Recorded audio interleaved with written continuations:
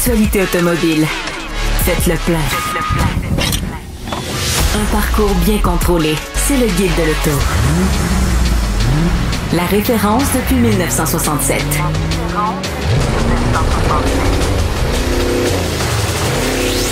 Le Guide de l'auto. Bonjour tout le monde, bienvenue au Guide de l'auto. Cette semaine, une semaine chargée, c'est le cas de le dire, puisqu'on va s'entretenir avec le président de l'AVEC, Frédéric Allard. Je pense qu'on va en avoir long à dire sur le sujet. D'abord, quelques actualités, évidemment. Il y a eu le salon de Chicago qui est bas son plein en ce moment. On revient tout juste de là où la vedette du salon, ça a été évidemment la nouvelle Forester hybride, la Crosstrek hybride, qui ont des technologies qui semblent assez convaincantes.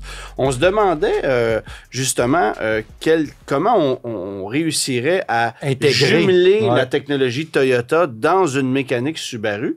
Et franchement, ça semble assez convaincant. Bon, évidemment, moteur 2.5 litres, on conserve évidemment le différentiel. Le lien mécanique entre le moteur à plat, la transmission et le différentiel en arrière, ce qui est intéressant parce qu'on a la traction intégrale, la prise constante de Subaru qui demeure. Hein, c'est pas un moteur électrique à l'arrière qui assure la propulsion. On a deux moteurs électriques, un moteur générateur puis un moteur de propulsion. Ça développe, je pense, c'est 194 chevaux, fait un petit peu plus que le moteur là, dans sa forme normale. Et ça devrait être économique. On a jumelé comme le moteur à plat avec une technologie Toyota. Là, on regarde le data là, de kilowattheure de la batterie, puis le moteur électrique. Bon, on le savait que les deux compagnies collaboraient, mais ça ressemble à être ça. Donc, j'ai hâte de voir là, vraiment qu'est-ce que ça va donner dans essentiellement, on n'a pas dévoilé de code de consommation de carburant. Non. Mais il faut quand même s'attendre à une consommation peut-être un petit peu plus élevée que ce qu'on va retrouver dans une Corolla ou une Prius. Je suis pas mal sûr que oui. Parce qu'on a un rouage intégral qui est mécanique qui est plus lourd. Mais la bonne nouvelle, c'est que contrairement aux anciennes générations de voitures hybrides de Subaru, on ne perd pas d'espace au coffre. On a réussi à dissimuler la batterie de la bonne façon, ce qui fait que tu n'as pas d'handicap comme avec les anciens modèles. Alors, ça va arriver un peu plus tard cette année. Oui, on parle de fin décembre 2025 pour le Crosstrek hybride et pour le Forester hybride, c'est au printemps 2025. Donc. Et l'Outback aussi, évidemment, on ne l'a pas officiellement mentionné, mais elle aussi va bénéficier de cette technologie-là. Et sera dévoilé au cours de l'année comme un modèle 2026 également. Ça serait logique. Bon, évidemment, les gars, on est début du mois de février. Les crédits, c'est terminé. Il n'y a plus rien du côté du fédéral. Il n'y a plus rien du côté du provincial. Ce qui n'empêche pas les constructeurs de quand même continuer à offrir certains rabais. Et en fouillant un peu sur les différentes plateformes, ben, ce qu'on a découvert aujourd'hui, c'est que c'est Toyota qui a le plus gros rabais avec 10 000 sur un BZ4X 2024, forcément. D'ailleurs, les gros rabais, ce sont surtout sur des modèles 2024. Là. Chez GM, avec un Equinox, il n'y en a plus. Ben, on est arrivé avec, quand que les crédits fédéraux ont été retirés, on a allongé chez Nissan, Hyundai, Volkswagen, etc. Mais on avait certains qui avaient des critères spécifiques. C'était les 2024, les ID4, on en avait parlé, il y en avait beaucoup dans les cours à cause qu'on n'a pas profité de l'engouement à la fin de l'année à cause du problème de portière qui a été réglé, soit dit en passant. Mais là, je pense que les constructeurs veulent continuer parce que justement, il y a encore des modèles à vendre, puis il y a encore des bonnes affaires à faire. Tu parles du ID4, tu sais qu'au moment d'enregistrer, il reste encore plus de 1100 ID4 2024 à vendre au Québec. Ça commence à être un peu difficile à louer parce que là, forcément, qu'il y a une dépréciation qui accompagne des modèles 2024 qui n'existaient pas à l'automne, mais rendu maintenant, c'est un peu plus important. Alors, on donne 8 000 de rabais du côté de chez Volkswagen, ce qui est encore quand même assez généreux, mais beaucoup moins que ce que c'était en janvier. On est à 14 000 avec les crédits. Les taux de financement sont encore super alléchants chez Volkswagen, mais finalement que pour la location, ça commence à être un petit peu plus difficile. Chez Ford, 6 500 pour un Mustang Mach-E, seulement 3 000 pour l'Ioniq 5. Ça, on a fait un bon travail en liquidant un sérieux lot. On a géré nos stocks. Là, moins efficacement que du côté de chez Kia où on n'a plus rien, essentiellement. Fait que ça, c'est une bonne nouvelle. Nissan est encore à 5 000 avec l'Aria. mais 0$ sur la Leaf. Et du côté de chez Hyundai, il n'y a pas de rabais non plus pour le Kona. Alors, c'est uniquement Ioniq 5.6. Essentiellement, on se rend compte que ce sont des stocks de 2024 qui sont accompagnés de rabais. Mais Fiat, tu vois, je regardais un peu plus tôt aujourd'hui, il y a 500$ de rabais. Donc, l'auto est passé de 31 000 en décembre à 42 000 en février.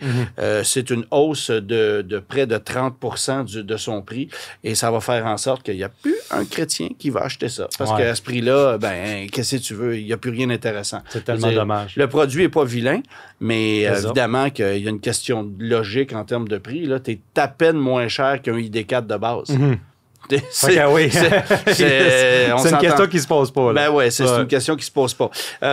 Par contre, il y a un constructeur aussi qui a décidé de mettre un rabais soudain sur un véhicule qui est controversé, on peut dire ça de même. Ben oui, il y a eu des hausses soudaines et des rabais soudains chez Tesla. On parlait de la Model 3 qui a eu une hausse là, de jusqu'à 9 000 $ selon le modèle. Mais c'est quand même assez considérable là, après que les crédits aient disparu. Par contre, du côté du Cybertruck, notre véhicule controversé.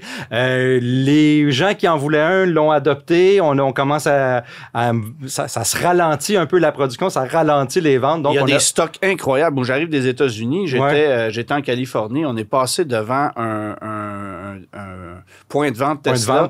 S'il n'y avait pas 40 Cybertruck dans le cours, il n'y en avait pas un. Là. Et il n'y a pas besoin de te dire qu'ils étaient tous de la même couleur. C'est beaucoup de stainless. C'est beaucoup de stainless. C'est ça. Fait que, on a baissé le prix du Cybertruck considérablement. 23 000 $ de baisse. Donc, ceux qui ont acheté les premiers, c'est sûr que ça surprend avoir 23 000 $ de baisse pour le véhicule. Tu l'as acheté 23 000 plus cher le mois passé. Tu veux tuer? Ben, j'allais pas le dire, mais c'est frustrant. Un peu. Ouais, comment tu justifies pour le même véhicule, ça, même année, même véhicule, c'est difficile. Ben, regarde, par contre, Tesla a toujours beaucoup fait bouger ses prix. Justement, on voit que dès qu'un modèle, ils n'arrivent pas à suivre à la demande, ils montent leur prix, ils ajustent pour calmer un peu, puis quand même maintenir leur niveau. Le fait de baisser quand même assez tôt dans le lancement du modèle de 23 000 $, c'est presque le prix d'une voiture là. Le fait de baisser de 23 000 $, je pense que ça en dit beaucoup sur la demande actuelle. Et les stocks et les inventaires. Et que eux-mêmes reconnaissent qu'ils sont obligés de gérer leur stock et de dire bon ben voilà. Et tant pis s'ils ont des clients mécontents, il faut que les usines continuent à tourner. Tu vois, une Versa S 2025, c'est 23 395 $. Voilà. Fait qu'essentiellement, achetez un Cybertruck et on vous donne une Nissan Versa avec. En cadeau. Au retour, on parle avec Frédéric Allard, évidemment, qui est président de l'Association des véhicules électriques du Québec. Le guide de l'auto. Parcours l'actualité automobile sans dérapage ni accrochage. On est maintenant avec le président de l'Association des véhicules électriques du Québec, Frédéric Allard. Merci d'abord de vous être déplacé, d'être venu ici en studio, parce que c'est pas toujours évident d'avoir des gens sur place. Et puis, le véhicule électrique, ça fait beaucoup jaser. Je pense que la première question qu'on a, évidemment, on connaît l'AVEC depuis plusieurs années, mais il y a beaucoup de gens qui ne connaissent pas l'existence de ça. Alors, qu'est-ce que fait l'AVEC essentiellement? Oh, l'AVEC. L'AVEC, premièrement, ça a été une association de chauffeurs de véhicules électriques. Ouais. Ça a commencé officiellement en 2013. OK. Ça fait déjà quand même 12 ans qu'on existe. Puis on avait même commencé quelques années avant, des petits clubs ici là, un peu partout, qu'on s'est tous regroupés et on a fait une seule association. En 2013, c'était 3 gars qui avaient des Imiev. J'imagine que des Leaf. Ouais, des Leaf. On a eu une Leaf 2012, d'ailleurs. Fait que, puis une Chevrolet Volt aussi à l'époque. Là. Fait que c'était pas mal... Les premiers balbutiements. Exactement. Exactement. OK. Mais l'AVEC, aujourd'hui, c'est beaucoup plus que ça, là. Oui, on est rendu vraiment un organisme à but non lucratif, dûment enregistré. Et puis, on fait beaucoup d'événements dans les salons de l'auto, comme tu as pu nous rencontrer une couple de places. Ouais. On s'occupe beaucoup des essais routiers. On fait aussi des programmes comme les programmes de jumelage, où ce qu'on a, jumelage.ca, où ce qu'on invite les gens, mettons, qui sont intéressés à s'acheter un véhicule électrique. Là, à ce moment-là, ils s'inscrivent sur le site. Ils veulent, mettons, une Equinox. Ils vont aller voir les bénévoles dans nos listes de bénévoles, qui a des Equinox. Et ils peuvent céduler un rendez-vous avec la personne pour aller justement la rencontrer et avoir les pour et les contre du véhicule de manière neutre, légèrement objective, parce que la personne a un Equinox, donc c'est sûr qu'il va être heureux de présenter son véhicule, mais il va bien le connaître en général. Ça va faire un bout de temps. Donc, on a l'opinion, non pas d'un vendeur, mais plutôt de quelqu'un qui a l'expérience depuis 6 mois, 1 an, 2 ans avec le même véhicule. En même temps, ça existe des gens insatisfaits de leur véhicule aussi. Là. Oui, tout à fait. T'sais, on entend, là, aujourd'hui, je discutais avec un consommateur qui est enragé noir contre Volkswagen à cause de son ID4 qui fonctionne jamais, qui est toujours au garage. Il y en a qui sont enchantés du même produit. C'est du cas par cas. Mais il doit arriver des situations où les gens font, ouais, il y a quand même ça là, qu'il faut régler. Là. Tout à fait. La preuve, il y a aussi comme certaines marques comme Nissan ou tout ça qui ont eu des rappels ou qui n'ont pas eu les pièces ou ça a été long. C'est encore le cas. Là. Nissan, c'est toute une histoire. Là. Mais j'ai un de mes amis qui avait eu aussi un véhicule, un Hyundai, où son moteur avait sauté à essence puis que ça y a pris 3 ans à régler. Ouais. Que ce soit électrique ou ça reste de la mécanique. Oh, oui, absolument. C'est sûr que ce soit un modèle ou un autre, c'est sûr que ça frappe quand on arrive dans une mauvaise situation. Puis ce que je pourrais dire par rapport à ça, c'est simple. Aller dans un groupe Facebook, mettons, d'un véhicule en particulier, et ce que vous allez voir 90% du temps, à part les commentaires quelques positifs, mais la plupart, c'est des commentaires soit négatifs ou des questionnements par rapport à certaines insatisfactions. Ouais. Fait que c'est sûr qu'on va voir ce qui représente, dans le fond, peut-être 5% de la population qui a acheté ce véhicule-là dans ce groupe-là qui va chialer ou se plaindre ou apporter certains problèmes qui auraient besoin de réponses à ces questions.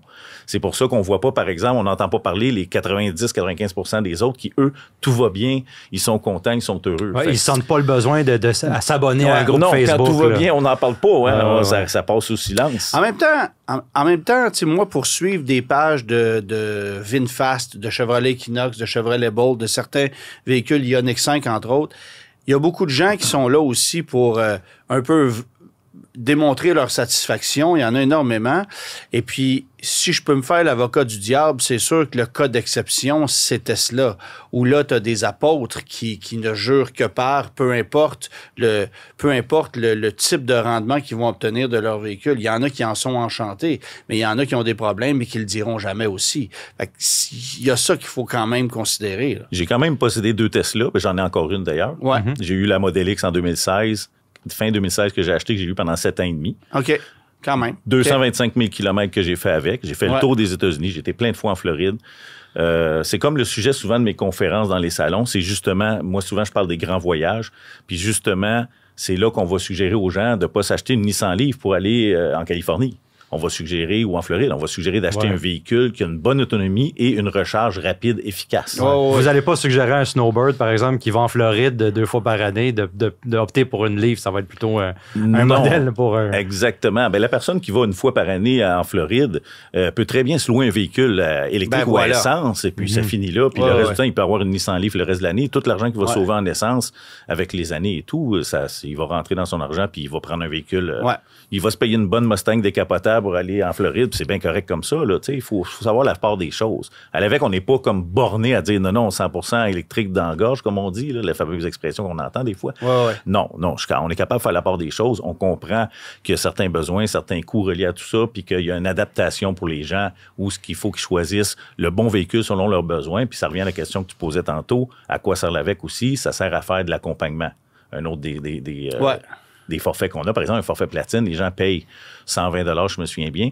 Et là, à ce moment-là, il y a quelqu'un dans les bénévoles ou dans le membre du CA qui va communiquer avec la personne si elle a fait part de ses intentions pour qu'elle a besoin d'un accompagnement, puis de 0 jusqu'à la fin, jusqu'à temps qu'il y ait la livraison de son véhicule, et même après, on va l'accompagner pour répondre, étudier ses besoins et toutes les étapes, vérifier c'est quoi qu'elle veut faire avec son véhicule, c'est quoi qu'elle veut apporter dans sa vie des années futures. Est-ce que c'est quelqu'un qui veut investir à long terme et tout ça? On va tout vraiment prendre le temps d'analyser puis d'aller jusqu'au bout des choses avec la personne pour pas qu'elle soit déçue. Et je trouve ça intéressant qu'on aborde cette question-là parce qu'il m'est arrivé une situation très drôle il n'y a pas longtemps. Alors, j'arrête à Yamachiche, sortie 174 sur la 40. Il y a des bornes de recharge qui sont là. Excellent pizzeria. Et puis, accessoirement. Et il y a une dame qui arrive justement avec un Volkswagen ID4. Et là, elle ne sait pas quoi faire. Le véhicule a le transit dans vite en arrière. Elle conduisait une Golf Sportwagen. Elle a donné sa voiture en échange au concessionnaire. On lui a vendu un ID4. Elle est arrivée aux bornes de recharge. Elle ne savait aucunement quoi faire.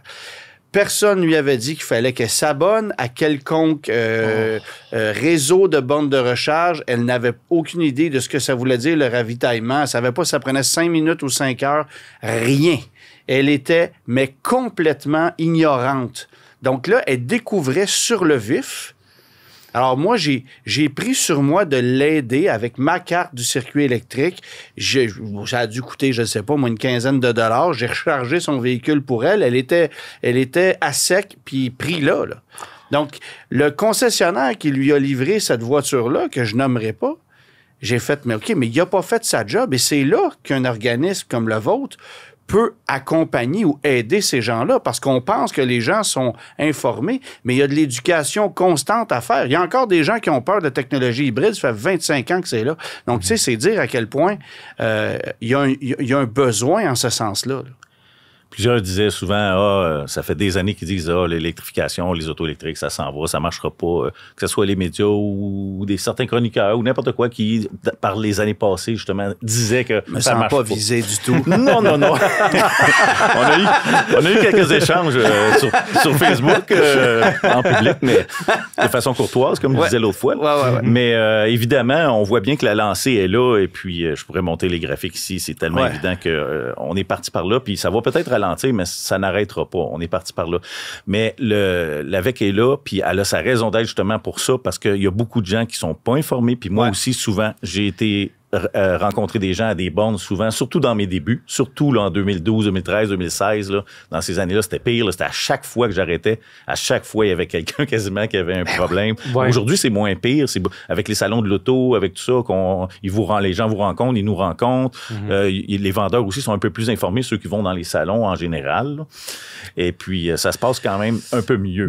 Mais une personne, comme la dame que vous parlez, qui n'a pas informé, c'est que la personne, il faut aussi aviser les gens qu'il faut qu'ils fassent leur devoir un petit peu, un minimum de s'informer. On est là pour ça. C'est peut-être une impression, mais forcément que quelqu'un qui s'intéresse à la voiture électrique, tout récemment ou depuis 15 ans, c'est quelqu'un qui est un peu plus analytique, qui fait ses devoirs un peu plus que la moyenne des acheteurs d'autres types de véhicules, je pense.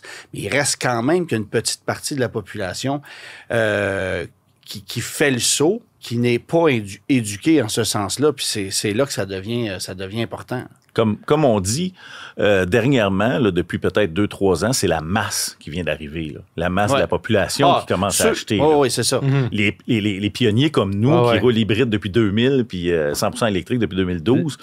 Les early adopters, c'est terminé. Là. On est rendu dans la masse, où ce que la masse n'est pas nécessairement friand de technologie ou de s'informer et d'aller chercher plus loin comme nous, on faisait à l'époque, alors qu'on était fasciné par une Nissan Leaf.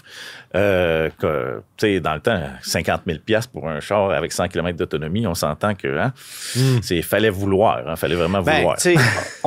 Une Mitsubishi e-MiEV coûtait en 2011 ou 2012 34 000 $. Aujourd'hui, on rit du prix d'une Fiat 500, mais si on compare ça, il y a plus de 10 ans versus ce qu'on nous sert aujourd'hui, c'est quand même incroyable. Bon, c'est sûr que D'ailleurs, on en a acheté une, justement, il y a un mois. Une Fiat 500. Une Fiat 500? Oui. Ben, c'était bon de l'acheter il y a un mois parce que j'ai regardé aujourd'hui sur le site web, c'est 41 690 $, puis en location 4 ans, 12 000 km par année, c'est 620 $. Alors, il n'y a plus d'aubaine de ce côté-là. Je pense que Stellantis a d'ailleurs lancé la serviette côté Fiat. À cette heure qu'ils ont des Charger puis des Wagoneer S, je pense que c'est une auto qui est plus importante pour eux. Ça, c'est une autre histoire. Vraiment malheureux parce que la Fiat, on est vraiment très satisfait. Ça fait 3 livres qu'on a, puis on l'a remplacé par la Fiat, beaucoup plus petite. Elle va être très efficace pour aller en ville. Je suis le premier à vanter les mérites de cette auto-là dans la mesure où on a des besoins en ce sens-là. Exact. Voilà. Puis ça m'amène évidemment, on en a parlé, Louis-Philippe et moi, hors d'onde, à parler du retrait des crédits qu'on anticipait, mais jamais de façon aussi, j'oserais dire, violente. Parce que l'industrie a eu tout un choc. La position de l'AVEC là-dessus, c'est quoi? Bon, premièrement, la position de l'AVEC peut légèrement changer dans le temps parce que tous les contextes économiques politiques ont changé, mais notre rapport du 1er août 2024 ne tient pas compte des dernières choses que Trump a dit sur le marché. Là, mais non, mais on va exclure Trump de l'équation parce que ça se peut que entre le début de l'entrevue et la fin de l'entrevue, il change d'idée. On ne sait pas. C'est un peu imprévisible. Mais tout est relié parce que le marché québécois est relativement petit et lui... Tu sais, comme on dit toujours, quand les États-Unis toussent, nous autres aussi, on tousse. On pogne la grippe. C'est ça, exactement. Non, c'est sûr. Fait que c'est pour ça que c'est important d'en tenir compte. Mais si on tient compte justement juste du volet québécois où ce que la subvention a été arrêtée temporairement jusqu'au mois d'avril, c'est justement parce que selon leurs enveloppes budgétaires, ils sont arrivés au maximum et l'argent, il y en a encore, sauf que ils veulent pas dépasser, ils veulent pas changer les chiffres de colonne, comme on dit. Fait que là, ils attendent jusqu'au renouvellement du mois d'avril pour relancer cette subvention-là. Pour ce qui est du fédéral, c'est une autre histoire. Ben c'est ça, parce que là, puis je veux dire, c'est toute il y a une façon de faire aussi qui est un peu... qui manque clairement de transparence. Là, je pense qu'on en a parlé souvent à l'émission, mais de retirer des crédits à la dernière minute en laissant sous-entendre qu'on les ramènerait en avril, tu viens tuer une industrie automobile québécoise pour 2 mois. Là. Oui, exact, parce que les gens n'iront pas acheter, sachant qu'à va revenir, ils vont attendre. Ouais. Donc, on vient de faire un stop. Mais c'est comme je dis, l'argent est là, ça va revenir, mais malheureusement, je pense qu'il aurait peut-être pu aller chercher sur les anciens, quitte à réduire le programme un petit peu plus tôt au lieu d'arrêter en 2027, d'arrêter en 2026 ou je sais pas quoi. Mais encore là, il n'y a même pas de raison. L'AVEQ se dit que ça devrait continuer quand même, parce que si on calcule toutes les subventions qui sont données aux pétrolières, surtout du côté fédéral, évidemment, c'est des milliards et des milliards. J'ai les chiffres ici, on pourra en parler, là. Mais cet argent-là, c'est une goutte qu'on reçoit pour l'électrification des transports comparé à ce qui se donne encore. Même si ça diminue, c'est encore énorme. C'est des centaines de milliards de dollars. Tu sais. Ouais. Ben, tu sais, puis il y a énormément de façons d'analyser ça, de regarder ça, parce qu'évidemment, les subventions qui sont offertes aux pétrolières sont des subventions qui rejoignent tout le monde, alors qu'une subvention de 12 000 donnée à un individu, c'est une subvention unique. Après ça, est-ce qu'il y a des solutions pour pouvoir élargir ça forcément, et elles vont venir par la suite? On en aura besoin parce que l'industrie ne pourra pas s'adapter constamment à des jeux comme le gouvernement fait en changeant d'idée à chaque semaine non plus. Là. C'est extrêmement complexe. L'industrie n'est pas capable de réagir aussi rapidement qu'un changement d'idée de dernière minute parce qu'on n'a peut-être pas fait ses devoirs. C'est difficile. Changement d'idée de dernière minute, je suis d'accord. De dire à chaque semaine, je ne penserais pas. Ils ont déjà annoncé leur couleur par rapport à 2025-2027. C'était quand même prévu dans les budgets. On le savait déjà. Peut-être que le commun des mortels ne le savait pas, là, comme c'est sûr. Mais en général, nous, on était déjà planifié à ça. On donne des formations justement à nos bénévoles quand ils rencontrent pour justement les prévenir justement sur les choix politiques concernant les subventions et les deadlines, comme on dit, sur les dates. Ben, tu sais, c'est surtout que je pense à une industrie... tu sais, il faut regarder... Je sais que d'une province à l'autre, les objectifs ne sont pas les mêmes, les souhaits ne sont pas les mêmes non plus, parce qu'évidemment, l'Alberta vit du pétrole, nous, on vit de l'électricité. Évidemment que c'est 2 réalités différentes. Mais le Québec a quand même été la province qui a eu à avoir des conséquences de décisions d'autres provinces. Puis là, je pense évidemment à Colombie-Britannique qui a décidé d'abandonner ses crédits. Qu'est-ce que ça a eu comme impact? Ben, l'essentiel de l'inventaire de véhicules électriques qui était chez les concessionnaires au BC s'est retrouvé chez nous. Alors, il y a eu du surplus de véhicules électriques ici qu'on pensait être capable de liquider jusqu'à ce qu'on apprenne que, c'est la fin des subventions. Que ce soit temporaire ou définitif, il en demeure pas moins qu'il y a toute une industrie automobile aussi qui est prise à la gorge et il n'y a pas de façon de sortir ça d'ici puisqu'on est le dernier endroit qui, actuellement, en veut des véhicules électriques. Puis je pense pas, moi, que ça va ralentir aussi rapidement que l'impression de certains concessionnaires. Mais c'est quand même un coup dur à donner à une industrie québécoise qui doit s'ajuster alors que le reste du Canada s'en lave les mains en ce moment. Ce qu'on peut comparer, on peut dire, par exemple, en Ontario, avant, c'était eux autres qui avaient le plus gros crédit, qui avaient 14 000 de crédit. Oui, ça n'a pas duré longtemps, mais c'est vrai. Ford a coupé ça radical. Oui, vraiment. C'est tout. On n'entend pas parler. Bon, puis quand on dit Ford, c'est pas l'entreprise Ford. C'est Doug. C'est Doug Ford. Ouais, c'est important le de premier ministre de l'Ontario qui avait coupé ça. Mais l'argent des crédits et tout ça, ils l'ont quand même réinvesti dans le système de recharge, dans le système de construction de Ford, la compagnie, pour faire des pick-up, pour faire ça. Ils ont réinvesti ailleurs. Ils l'ont fait autrement que nous. Est-ce que c'est bon? Est-ce que c'est moins bon? On n'a pas vraiment d'opinion là-dessus. Nous autres, on est au Québec. Et puis, ce qu'on peut dire, par exemple, c'est que on est quand même... on représentait, mettons, en 2017, on représentait 46 % de la flotte électrique au Canada. Et puis, nous... c'est beaucoup plus maintenant. Ah, ben non, justement... ici, aujourd'hui, en 2024, en date du 1er septembre, on représente présentement 44 % des véhicules électriques. On a baissé d'à peu près 2 %. Nous, on a tous nos chiffres. C'est ça, on a tous nos sources, nos chiffres. On s'occupe des statistiques depuis 2012 qu'on accumule ça. Puis, on voulait parler de bornes aussi, entre autres, justement.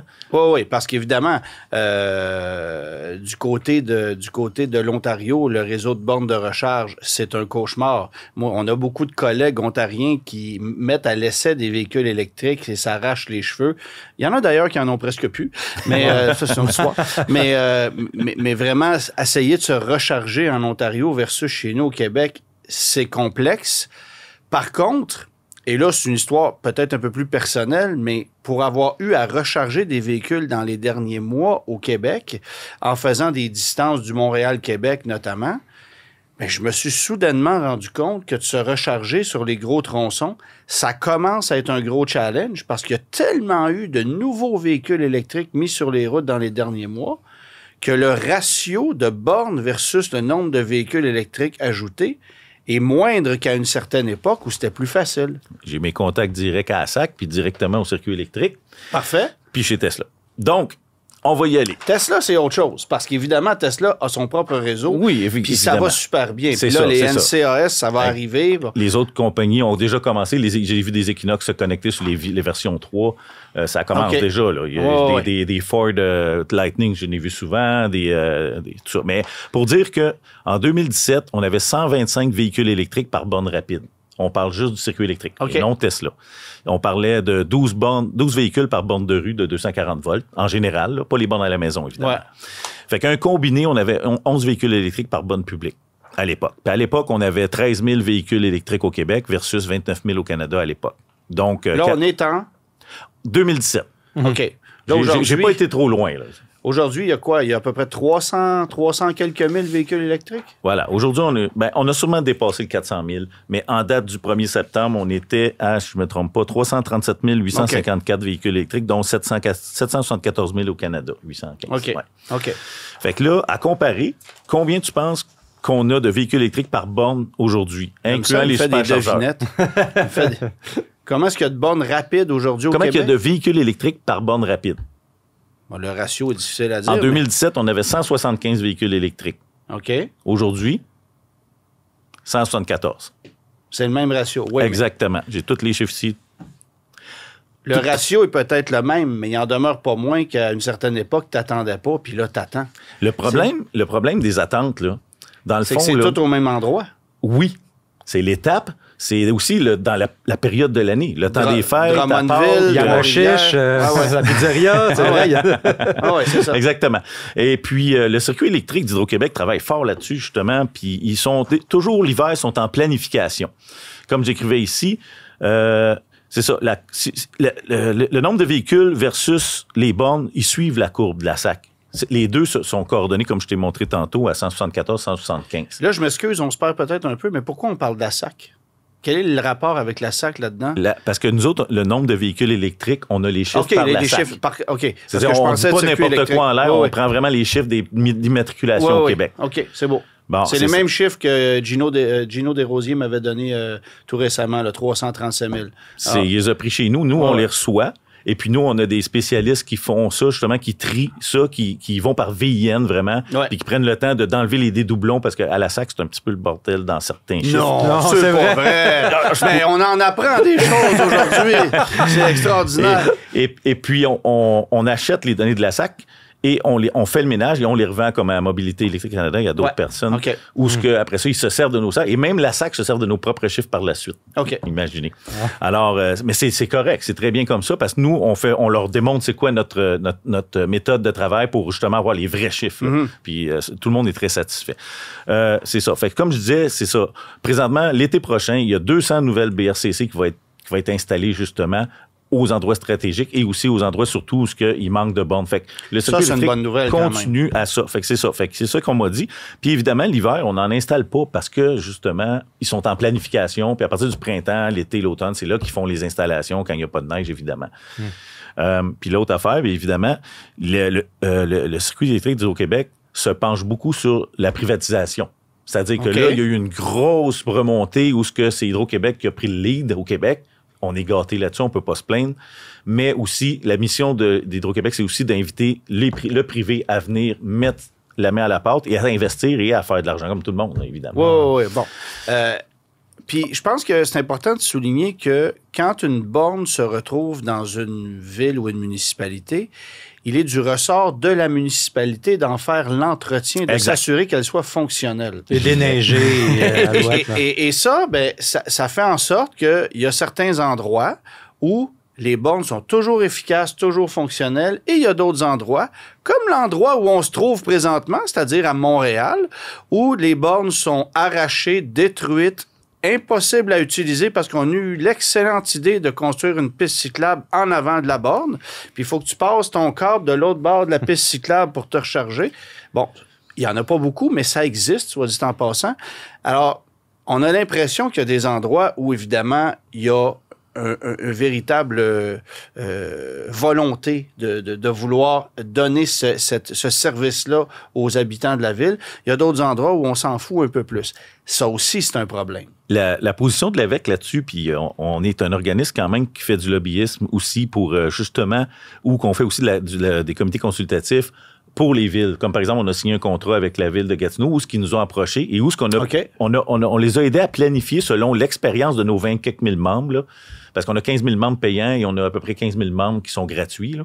Fait que dans l'ensemble de quand on fait des sondages ou qu'on leur écrit, eux nous répondent et quand on les voit dans les événements avec nos bénévoles et tout ça, on discute beaucoup de ça et au CA, après ça, on fait un gros melting pot de tout ça puis on analyse tout ça et là, on partage notre expertise avec justement les villes pour que on puisse aider les conseillers municipaux et les ingénieurs là-bas de voir c'est quoi l'expérience des gens pour corriger justement ces problèmes-là. Fait que ça, quand on est consulté, à ce moment-là, on aide beaucoup justement les différents paliers de gouvernement pour justement optimiser leur investissement aux bonnes places pour que ça soit efficace. Parce qu'il y a aussi, évidemment, une grande disparité d'un réseau de bornes à l'autre sur le coût d'utilisation. Les gens ne le réalisent peut-être pas, mais se déplacer puis se recharger à haute vitesse sur certains réseaux, ça peut coûter le prix de faire le plein d'un véhicule. Alors, mais essentiellement, c'est pas ce que tu fais tout le temps. La plupart du temps, tu te charges à la maison. Ouais. Juste les bornes Tesla, il y en a qui partent à 40 sous et qui vont jusqu'à 65 sous dans le même réseau. Ça dépend vraiment d'avec qui ils ont signé le contrat. Si vous avez signé un contrat avec IGA, il y a une redevance qui va être donnée à IGA. Si IGA est chérant, ça va coûter plus cher à la borne. Même chose à l'étape, le gars la corporation à qui ça appartient l'étape, c'est la même chose. Eux prennent une cote, c'est pour ça que ça coûte tant. Et le circuit électrique du Québec font que leur prix est identique partout. Donc, ça doit être des fins négociateurs. Je suis pas dans le secret des dieux. Mais, par exemple, pour Tesla, on le voit même dans notre propre véhicule où on voit que les tarifs changent. On sait que c'est à cause de choses comme ça. Fait que, mais par exemple, l'efficacité est là. Le circuit électrique du Québec, comme le réseau de Tesla, sont efficaces, sont toujours opérationnels. C'est très rare qu'on va arriver, qu'il va avoir toutes les bornes en panne. S'il y a 8 bornes, il va peut-être en avoir une de temps en temps, mais en général, ils sont toutes fonctionnels. Souvent, on va le voir dans les circuits privés, là, Electrify Canada, peut-être des bornes de couche-tard, là, moi, que j'ai vu, que j'ai eu des problèmes avec eux autres des fois, mais du côté du circuit électrique, en temps normal, ça va très, très bien. Là. Oui, exactement. C'est le réseau le plus fiable qui existe à travers le pays, ça, je pense. Mais le plus important, c'est que chaque personne qui a un véhicule électrique ou qui n'a pas un puis qui voit qu'il y a une borne qui fonctionne pas, appelez le téléphone, ça prend 2 secondes, la personne va le voir. Normalement, c'est monitoring. Comme par exemple, Tesla, ils voient, ou encore les circuits électriques, ils reçoivent une notification. Donc, ils sont proactifs. Si c'est une borne de la Ville de Montréal, ils vont appeler la Ville de Montréal ou ils vont, je sais pas comment que ça fonctionne à l'interne de la communication, là, mais après ça, la Ville est proactive. Elle va aller les réparer. Maintenant, si elle prend son temps ou elle prend pas son temps, on peut entendre des histoires d'horreur, des fois qu'une borne n'est pas fonctionnelle pendant 10 jours, 20 jours. J'ai aucune idée là-dessus. C'est pas du ressort d'Hydro-Québec, ni de notre. Ça dépend vraiment de la ville, qui s'occupe de la gestion. Moi, j'ai eu un trouble avec quand on a fait le comparo des électriques pour le guide de l'auto 2025 avec la Nissan Leaf. On a arrêté à, je pense, c'était Coteau-du-Lac ou les Cèdres, là, une borne rapide qui a un connecteur de Chademeau, parce que pour notre Leaf, un petit peu plus capricieuse. Oui, c'est ça. Et puis, ça ne fonctionnait pas. J'arrivais pas à charger. Le véhicule est neuf. Là, je me dis, oh non, ça, on arrivera, la journée finira pas. J'ai appelé à la borne, justement, le numéro. Un ingénieur, une personne, un représentant technique m'a répondu, m'a dit, écoute, je vois que ça fonctionne pas.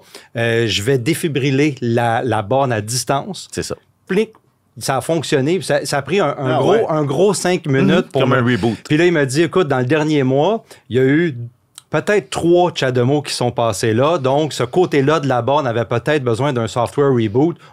Ils l'ont fait et ça a fonctionné. Donc, moi, je trouve que j'étais vraiment bien servi. Puis je l'ai écrit d'ailleurs dans le guide. Là. C'est ça qui est important. Il faut que les gens, s'il y a un problème, appelez le numéro. Ils sont là pour ça. Puis même d'autres, ChargeHub ou d'autres, ils ont du monde 24 heures, 7 jours.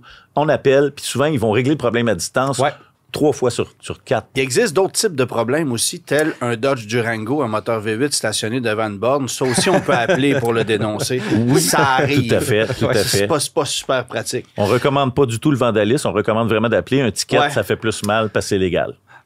J'aimerais ça qu'on revienne aussi dans les actualités un peu dernièrement. On a parlé de tarifs, évidemment. On s'est dit on ne voulait pas parler nécessairement trop longtemps de ça. C'est quasiment inévitable. Par contre, ça l'a relevé un mot tarif qui a passé là, dans les médias en octobre dernier au sujet des véhicules électriques assemblés en Chine.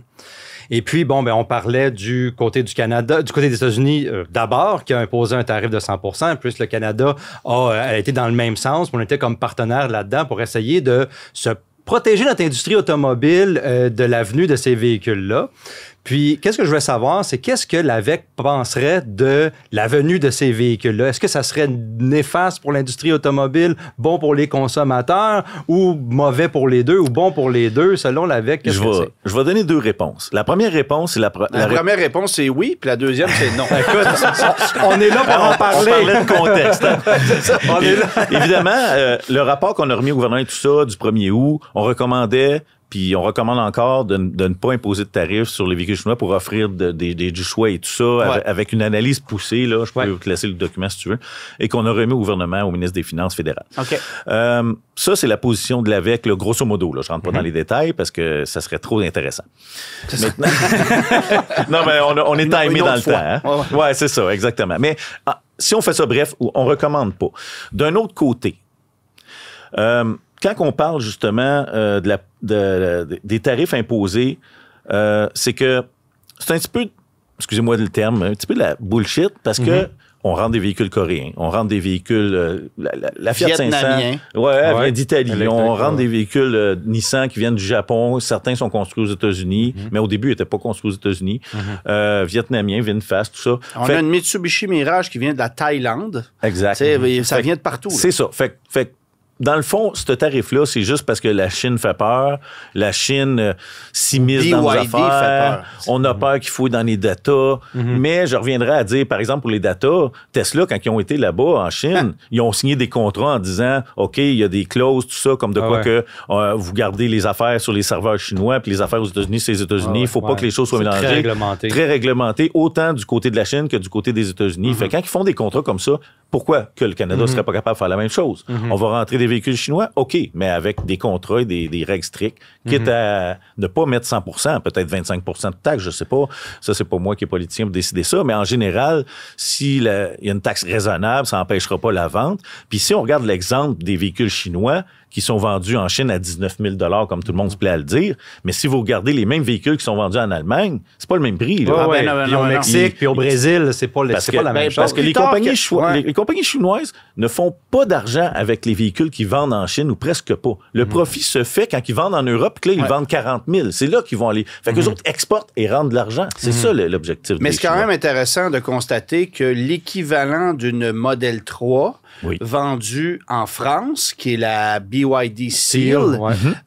C'est une voiture qui se vend 39 000 € ou 37 000 €, alors qu'une Model 3 va se vendre 55 60 000 €.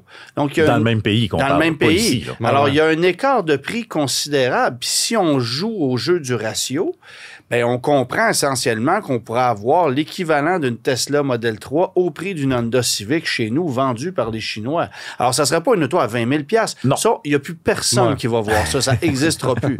Et juste pour votre gouverne, une Yaris usagée de 7 ans, ça se vend à 20 000. Fait qu'imaginez-vous pas qu'une voiture neuve va se vendre ce prix-là. Mais n'en demeure pas moins que ça serait très alléchant pour beaucoup d'acheteurs ici, mais ça ébranlerait le marché. Tu sais, Volkswagen qui construit une usine de batteries de véhicules électriques au Canada, Honda qui a l'intention d'en fabriquer aussi, ben eux seront pas très heureux d'apprendre qu'il y a un compétiteur qui s'en vient en offrant des véhicules à 30 % moins cher. Il y a ça aussi. Exact, c'est sûr, exactement. Fait que c'est pour ça que certaines protections, on le comprend. Mais d'un autre côté, comme tu expliquais tantôt, le prix affiché versus le prix de vente ou le prix qui va se régler à la fin. Ouais. Hein? Qui peut le dire?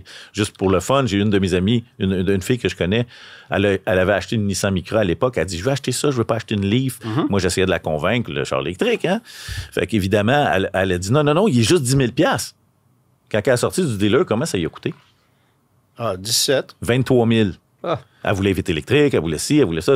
Et voilà, tu sais, il est où le char à 10 000, là? Ouais, mais ça n'existe plus. Ben, c'est ça, là, ça n'existe plus aujourd'hui, mais tout ça pour dire si que... ça existait, je serais le premier à aller en chercher une, d'ailleurs. À 10 000 $, là, on s'entend que... Une Fiat 500 à 10 000, c'est sûr que ça se vendrait tout comme des petits pains chauds. Oui. Non, mais de toute façon, une Micra qui s'est vendue 10 000 en 2018 vaut encore plus cher que ça aujourd'hui. Ouais, la rareté. Parce que, bon, c'est ça. C'est un marché vraiment unique. Je veux aussi revenir sur l'objectif 2035 de Québec, parce que avec le chamboulement des crédits dans les dernières semaines, devrais-je dire, on s'entend que jusqu'à maintenant, il y a eu une courbe ascendante très forte au niveau de la multiplication des véhicules électriques chez nous.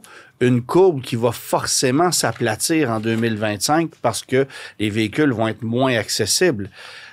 L'objectif du gouvernement, sur papier, ne change pas, et c'est très correct, mais on a un ministre de l'Environnement qui est allé d'une déclaration assez controversée récemment, c'est-à-dire que suite à la décision de Donald Trump de reculer sur les objectifs de véhicules électriques, M. Charette, lui, a levé la main en disant, si jamais les Américains reculent, nous, on va probablement devoir s'adapter à tout ça et modifier nos objectifs. T'en penses quoi? Il y en a un qui sera pas content s'il ne vend plus de chars électriques. Oui. Hein? Le grand ami de l'autre. Mais je pense que c'est une question de temps avant que ça soit plus des amis. Ça, c'est ma perception. Exact. Qu'il fasse d'autres choses que des véhicules électriques. Mais c'est ça. Mais il fait d'autres choses aussi. Oui, mais plus. Mais quand tu as deux coques dans une basse-cour, il y en a tout le temps un qui va gagner sur l'autre. C'est rare que les deux sont au diapason bien longtemps. Là. C'est pareil dans bien des situations et dans bien des domaines. Exactement. Mais c'est un peu quand même inquiétant de voir que tu as un ministre, Benoît Charette, qui pendant des mois et des mois nous a littéralement rentré la voiture électrique dans la gorge parce que à coup de dizaines d'articles dans les médias, il nous a envoyé un message en sens unique et soudainement, il change d'idée. Ou du moins, il devient beaucoup plus malléable. Mais quand on dit rentrer dans la gorge, comme je disais tantôt, nous, on ne le rentre pas dans la gorge des gens, on étudie leur dossier et puis on force pas, mettons, une personne. Puis quand le ministre va dire des choses comme ça, je pense pas qu'on voit ça comme nous le rentrer dans la gorge. C'est plus global, tu sais. On voit justement qu'il y a une taxe carbone. C'est quoi se rentrer dans la gorge? C'est d'être obligé d'imposer une taxe carbone puis de payer plus cher son véhicule à essence? Non, mais quand on y va de déclarations du genre les stations-service ferment les unes après les autres parce qu'il n'y a plus de demande. C'est complètement faux. Le pétrole, on va en avoir encore pour 50 ans ici. Là. Ça partira pas du jour au lendemain. Là. On en a eu, puis j'ai pas besoin de revenir là-dessus, mais c'est quand même assez curieux que, au cours des dernières semaines, on a eu une déclaration de sa part où essentiellement tout ce qu'il avait construit comme crédibilité, il l'a déconstruit l'instant d'une déclaration. En tant que l'évêque, je peux pas vraiment dire grand-chose. En tant que moi, Frédéric Allard, moi je dirais en tant que moi, je me dissocie de tout, là. Je dirais tout simplement que le monsieur a dit des choses qui fait que, tu sais, c'est manquer de vision, c'est de parler peut-être... Tu sais, il n'y a pas rien de concret par rapport à ça, de fondé. C'est ça. Exactement. Fait c'est comme tu cours après un certain à tout prix se faire élire ou je sais pas trop quoi, ou tu sais, je sais pas si tu comprends ce que je veux dire. Ah, je comprends très bien. Maintenant, je reviens dans mon habit de la veille. Parfait. Bon, il y a 2 sujets qu'on n'a pas abordés, puis j'aimerais ça quand même qu'on reste là-dessus. L'AVEQ, évidemment, avec le temps, parce que vous êtes là depuis quand même plus de 10 ans, avait recueilli beaucoup de données sur le rendement, la fiabilité des différents modèles. Est-ce que vous avez un recueil des véhicules qui se sont les mieux démarqués en termes de satisfaction par rapport à d'autres? Et si oui, quels sont-ils? On n'a pas vraiment fait de rapport là-dessus détaillé. On a environ 800 bénévoles, dont à peu près 260 qui sont vraiment récurrents, qui viennent à chaque année dans nos salons. C'est plus ces gens-là à qui qu'on parle le plus, qu'on a vraiment des conversations d'homme à homme en personne ou homme à femme, whatever. Et quand on peut plus dire ça, hein, je pense, en 2025. Non, Trump l'a réglé, là. C'est homme ou femme. C'est ça. On le remercie. Bon. Tout ça pour dire que, justement... on a fait certains sondages par rapport à des points plus ou moins reliés. Et puis, vous voyez ici la raison qui incite les gens à rejoindre l'association. Nous autres, c'était quoi la question? Excuse-moi. Ben, en fait, si vous avez un recueil des véhicules... La fiabilité. Ben, la fiabilité et la satisfaction générale. Oui, j'ai de quoi d'intéressant. L'efficacité des charges, tout ça, l'impact de l'hiver sur les véhicules, etc., etc. La Leaf, on sait que c'est une des pires, là. C'est encore drôle, je n'ai eu 3. Ouais. Puis moi, j'ai jamais eu de problème. Le problème, c'est souvent, on parle pas d'une réparation mécanique. T'en as eu 3, mais est-ce que tu en achèterais une en 2025? Avec tout ce qu'il y a sur le marché actuellement. C'est ça, là. Ben, l'Adrien, on l'a acheté en 2019. On a acheté en 2012, 2016, 2019. Puis j'ai eu la chance de la vendre avant qu'il y ait des problèmes. Dans le fond. Fait qu'on s'entend quand on achète un véhicule, peu importe lequel, à gaz ou à batterie, souvent, les 4-5 premières années, on n'a pas de problème, sauf si on a pogné un citron. La règle est relativement bien établie là-dessus en général. Fait que pour venir à la question là, du taux de satisfaction, j'ai ça ici. Ça répond un peu directement à la fiabilité des pièces, justement. On avait comme un sondage Abacus, par exemple, qui disait justement que 91% des gens qui ont acheté un véhicule électrique vont rester avec un 100% électrique quand ils vont renouveler leur char. Si 91% dit ça, c'est qu'il y a juste un 9% qui a X raisons. Ça ne veut pas dire que l'auto valait mal. Là. Peut-être qu'ils ont d'autres raisons. Mais ce que je veux dire par là, c'est que le chiffre est assez révélateur. Ça peut ne pas convenir à leurs besoins. Oui, tout à fait. Ou pour une raison XY, ils peuvent avoir eu une mauvaise expérience. Oui, ou c'est une Leaf, puis là, ils veulent aller en Floride. Fait que là, ils peuvent aller acheter un PHEV à la place parce qu'ils veulent pas vraiment 100% la batterie. Ou c'est un MX-30, puis ils veulent aller à Laval. Effectivement, la MX-30, très bon véhicule, mais très, très petite autonomie. Mais encore là, on a un de nos membres qui en a un de nos bénévoles qui est très actif. Puis lui, il le savait quand il l'a acheté. C'est ça qui est important. C'est qu'il faut que les gens savent ce qu'ils achètent. Puis justement, c'est pour ça que nous, on est là justement pour renseigner les gens pour que justement les statistiques continuent à aller dans ce sens-là. On disait justement que seulement 3% des gens veulent retourner à l'essence. 3%, c'est pas gros, là. On est rendu pas loin de 400 000 véhicules électriques au Québec. Là-dessus, c'est juste 3% qui disent qu'ils reviendraient à l'essence. Et est-ce que dans vos données, vous avez des informations sur les gens qui ont les deux? C'est-à-dire qu'ils vont utiliser le véhicule électrique comme un second véhicule ou comme un véhicule primaire, mais qui ont aussi un véhicule à essence pour certaines situations. J'ai pas de statistiques là-dessus, mais je peux en parler personnel et aussi pour tous les gens que je rencontre, parce que j'en rencontre énormément comme toi, là, avec tous les salons. Et puis, souvent, je vais donner l'exemple de mon meilleur ami qui s'est acheté une Prius hybride branchable, il y a 5 ans, et sa blonde aussi. Les deux l'ont eu pendant 5 ans. Et après 5 ans, lui, elle était rendue à presque 100 000 km. Elle avait juste 35 000 km. Puis elle a voulu aller l'échanger. Puis là, elle s'est dit, j'ai aimé la fiabilité. Puis moi, je change souvent mes véhicules. Je prends juste des locations. Fait qu'en allant changer son véhicule, ce qui est arrivé, c'est que le vendeur lui a proposé la BZ4X, exactement. Et puis, pour leurs besoins à eux, parce qu'eux, quand ils voyagent, c'est en avion. C'est clair, ils ont droit. Bon. Et puis. Là, tout l'effort qui a été fait pour. Autre histoire. Je nomme pas de nom, je vais juste raconter une histoire. Et puis, justement, le problème, pas le problème, c'est que quand il est arrivé chez le vendeur, mon meilleur ami l'a accompagné. Et finalement, pour faire une histoire très courte, les deux sont partis avec 2 BZ4X. Mais ils savaient dans quoi ils s'embarquaient. Ils m'ont appelé avant. Ils savaient la charge est plus lente. Ils savaient qu'il y avait certaines limitations, que c'est pas un char pour aller en Floride. Fait que là, à ce moment-là, ça fait déjà 1 an qu'ils l'ont, sont très satisfaits. Puis, ils ont réalisé que peut-être, il y a 5 ans, ils auraient acheté un 100% électrique et non un hybride branchable parce que c'était inutile pour eux.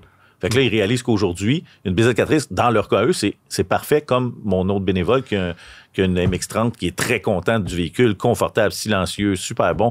Mais il y a chaque véhicule électrique qui existe, je crois, qui sont tous bons selon les besoins de chacun. Ouais, je pense qu'il faut bien s'informer. C'était une bonne façon de voir les choses parce qu'avec le choix qu'on a maintenant pour les véhicules électriques, il y a un peu quelque chose, pas pour tout le monde, mais il y a quelque chose qui peut plaire à pas mal les gros modes de vie. Je pense pour moi qu'il y a des technologies qui sont meilleures plus convaincantes que d'autres. Ouais. Chez Mazda, il n'y a rien qui justifie que ce soit un véhicule qui roule à 23 kWh par 100 km. Quand tu as un modèle Y qui roule à 17. C'est ça. Il y a des véhicules qui ont été faits un petit peu trop vite, là, on va le dire, mais on n'est pas dans le secret des yeux des constructeurs, malheureusement. On vit avec ce qu'ils nous apportent sur le marché, mais souvent, avec les lois qu'on fait, c'est là qui fait que ça s'améliore, puis on n'a comme pas le choix. Mais il ne faut pas que ce soit juste le Québec. Il faut que tout le monde embarque, il faut que la planète embarque pour forcer les constructeurs à s'améliorer. Si on n'aurait pas fait ça collectivement, on n'aurait pas de ceinture de sécurité, on n'aurait pas de coussin gonflable, on n'aurait pas... Il y a toutes des choses qui ont été imposées que dans le temps, jamais moi mettre ma ceinture de sécurité, ça sert à rien, c'est inutile, alors qu'aujourd'hui, c'est illogique de ne pas mettre sa ceinture de sécurité. En terminant, parce qu'on a un chrono qui avance. On pourrait en parler pendant des heures. J'espère qu'on va vous réinviter. À parler des avantages de l'AVEC. Ben oui. Qu'est-ce qui se passe? Maintenant, vous parlez de statistiques, vous conseillez les gens, vous parlez avec des gens dans les salons, vous êtes une source d'information. Qu'est-ce qui se passe dans le futur? C'est quoi qu'on peut s'attendre de l'AVEC dans le futur? Bon, l'AVEC, comme on sait, est là pour rester. On va encore besoin, surtout avec ce qui se passe présentement, plus que jamais. Nous, aveq.ca, c'est notre site web. On a beaucoup de programmes. On a les membres or qui offrent des rabais ou se présenter au CA, par exemple, ou voter. Ça, c'est un des avantages. Le membre platine, c'est ça que je voudrais surtout axer là-dessus. C'est ce que je parlais tantôt quand on accompagne quelqu'un de A à Z, dans le fond. On les aide de passer le processus complet. On analyse leurs besoins. On regarde c'est quoi leur économie qu'ils veulent aller chercher. Il y en a que c'est juste pour l'environnement. Il y en a que c'est juste pour tu sais, peu importe leur raison, on prend le temps de s'asseoir avec eux autres jusqu'à la livraison du concessionnaire et même l'essai et tout ça, on prend le temps. Souvent, on va prendre quelqu'un qui a le même véhicule à qui est intéressé. Un coup qu'on a choisi quel véhicule, là, on va donner quelqu'un qui va aller poursuivre l'accompagnement. C'est vrai pour quelqu'un qui achète de l'occasion aussi, là. Oui, tout à fait. Occasion, neuf, tout ça. Fait que ça, évidemment, ce qui est intéressant, c'est quand on va sur le site de l'AVEC et on s'inscrit, mettons, membre platine, qui est 120 $, un coup que c'est payé tout ça, nous, on communique pas, on n'achète pas les gens automatiques. Mais les gens peuvent écrire à platine@avec.ca et là, à ce moment-là, il y a quelqu'un qui va prendre en charge de vous rappeler et de prendre la suite au dossier comme ils font. Puis moi, ça m'est arrivé déjà à quelques reprises, justement, d'accompagner des gens comme ça. Puis aujourd'hui, ils sont très satisfaits. C'est pas juste un vendeur qui manque un peu d'expérience parce qu'il y a beaucoup de roulement dans les vendeurs dans l'automobile. Puis le jeune qui va vendre son auto n'a pas nécessairement l'expérience que nous, on a sur le terrain depuis des années. C'est pas un reproche que je fais au vendeur, mais le vendeur va manquer d'informations. Il va arriver comme l'histoire que tu contais tantôt avec ta dame. Fait que ce qu'on veut, nous, c'est que ça n'arrive pas. Donc, une des façons de faire, c'est avec le programme Platine ça nous permet d'accompagner personnellement. Et d'un autre côté, on a aussi, je sais pas si on va en faire, mais c'est très populaire durant le confinement, c'est les kiosques virtuels. On est en révision si la demande est encore là. Mais ça va permettre justement de se rencontrer en ligne comme un Zoom et on permet de répondre aux questions des gens. Mais l'étape suivante de l'AVEC, c'est quoi? La prochaine étape, ce qui s'en vient? Est-ce qu'il y a un nouveau service qui va être offert ou est-ce que c'est juste de contrôler ce qui existe déjà en offrant le service? Là? On continue notre lobbyisme, évidemment. On continue à vérifier ce qui se passe au gouvernement. On suit ça de près, autant aux États-Unis qu'au Canada, puis on s'en parle, puis on parle beaucoup aussi avec Daniel Breton de Monsieur Canada ou encore les autres associations au Canada. On a quand même une communication avec eux pour justement parler de la même bouche, comme on dit, de la même direction. Et puis, continuer à faire. Mais ce qui s'en vient, évidemment, c'est que comme les conférences qu'on fait dans les salons de l'auto et tout ça, il y a aussi les formations. Par exemple, quand on avait le centre d'inspiration qu'il y a à Québec, c'est pas avec les subventions, c'est le centre d'inspiration qui a un regroupement qui nous payait, nous, pour aller donner la formation avec nos bénévoles qui avaient des véhicules similaires. Et eux allaient justement renseigner les gens. Fait que, mettons qu'ils vendaient 35 chars électriques dans le mois. À ce moment-là, ils envoyaient les 35 clients dans leur centre d'inspiration et nous, on leur expliquait tout ça. Avec le temps, ça a changé. Là. Je crois que c'est le CA qui a pris la relève. Et puis, évidemment, avec la multiplication des véhicules qu'il y a sur la route, mais ça devient de plus en plus complexe à faire. Là. Oui, mais c'est ça l'objectif. C'est de donner des formations autant pour les bénévoles de l'AVEC, autant pour les acheteurs en concession, qu'autant pour les vendeurs. On va offrir ce service-là, autant qu'MEC l'offre aussi. On travaille tous ensemble pour élaborer des programmes de formation simplifiés, mais qui permettent aux gens, de quand ils partent avec la voiture, de ne pas regretter dans 3 mois puis de dire « Ah, maudite merde! » Ça, c'est des gens qui achètent des Jeep Wrangler sur un coup de tête, puis 3 mois après, ils font « Ah, ouais, j'aime pas ça tant que ça. » Exactement. C'est des situations comme ça qui arrivent. Malheureusement, c'est tout le temps qu'on avait. Merci. Bon, on va pouvoir te réinviter, en parler encore davantage, y aller dans d'autres directions, parce qu'on n'a même pas parlé d'entretien de véhicules électriques, d'accompagnement là-dedans, de pointe. Bref, il y a énormément de sujets. Merci beaucoup, Frédéric, d'avoir été là. Et puis, merci. On invite les gens à aller consulter le site de l'AVEC, avec.ca. Le guide de l'auto. Bon, ben on pensait avoir le temps de parler d'essais routiers, mais ça n'arrivera pas puisque M. Frédéric Allard a débordé un peu. En fait, on s'est laissé aller sur le sujet, ce qui fait qu'on n'a plus de temps pour cette semaine. Alors, merci tout le monde d'avoir été là.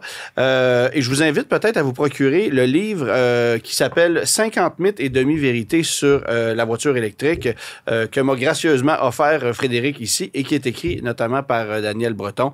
On se retrouve la semaine prochaine. Merci tout le monde. Bonne semaine à tous. Tous les épisodes du Guide de l'auto sont disponibles en podcast sur l'application et le site cube.ca.